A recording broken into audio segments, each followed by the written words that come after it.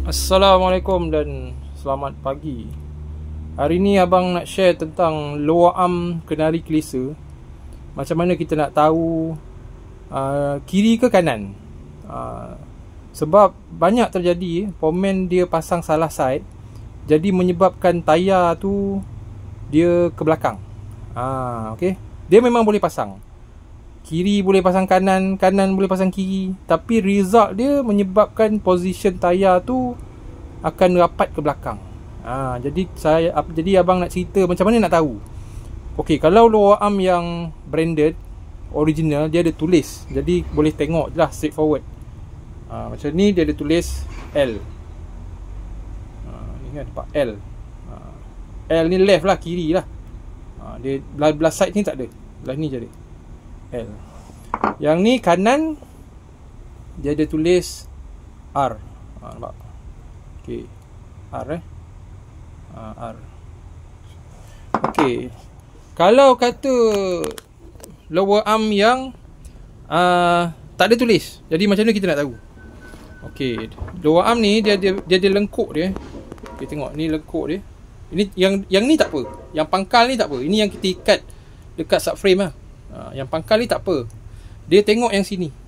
Jadi ini yang kiri. Nampak tak? Dia bengkok ke belakang. Dia bengkok ke belakang. Yang ni kanan, dia bengkok ke depan.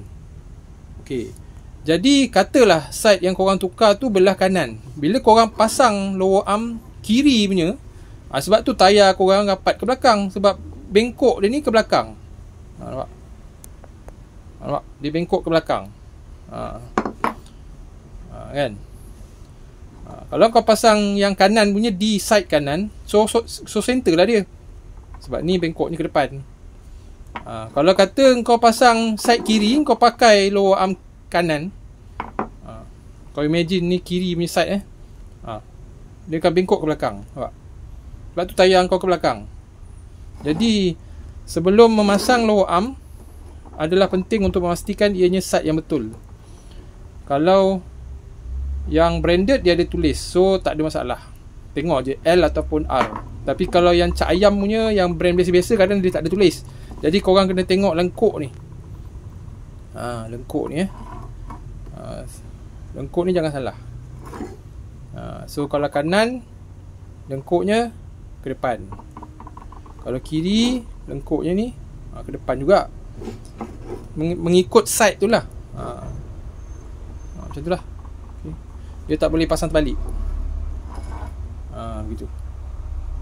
Okay. Harap faham lah. Okay.